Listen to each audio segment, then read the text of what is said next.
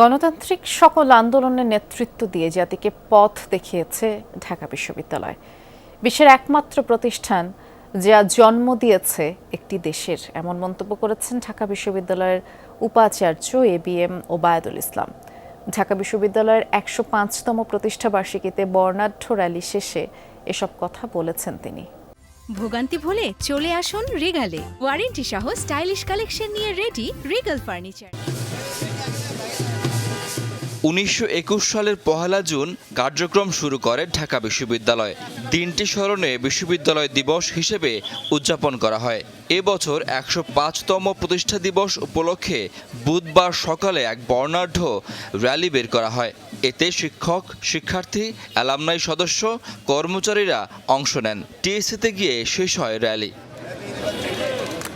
TSC মাঠে balloon আর পায়রা উড়িয়ে বিশ্ববিদ্যালয় দিবসের উদ্বোধন করেন উপাচার্য এবিএম ওবায়দুল ইসলাম। বলেন, দেশ বিনির্মাণে যারা নেতৃত্ব দিচ্ছেন তাদের বেশিরভাগই ঢাকা বিশ্ববিদ্যালয় শিক্ষার্থী।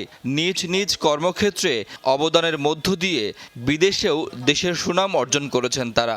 পৃথিবীর মানচিত্রে আর কোনো দেশ নাই যা কিনা একটা বিশ্ববিদ্যালয়ের মধ্য দিয়ে প্রতিষ্ঠিত হয়েছে। ঢাকা বিশ্ববিদ্যালয় এমন একটি বিশ্ববিদ্যালয় যা একটা দেশকে তৈরি করেছে, জাতিগোষ্ঠীকে তৈরি করেছে। আমরা সেটা অত্যন্ত সানন্দের চিত্তে গ্রহণ করি এবং সেটাকে আমরা শ্রদ্ধা জানাই।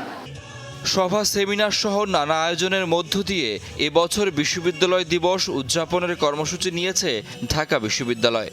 এখন ক্যাম্পাসের মধ্যে ভায়োলেন্স লেভেল 0, যেটা জুলাই বিপ্লবের অন্যতম একটা আকাঙ্ক্ষা ছিল, এবং সকল পক্ষ এখানে ছাত্র শিবির, ছাত্রদল এবং বিভিন্ন প্রগতিশীল বামপন্থী যে ছাত্র সংগঠন আছে, আমরা সবাই একসাথে বসে আলাপ করছি, আমাদের মধ্যে ডায়ালগ হচ্ছে, ডিবেট হচ্ছে। বিশ্ববিদ্যালয় দিবস উপলক্ষে সকাল থেকে দুপুর পর্যন্ত ক্লাস বন্ধ থাকলেও পরীক্ষা অনুষ্ঠিত হয়েছে। শাকিল হাসান, যমুনা নিউজ, ঢাকা।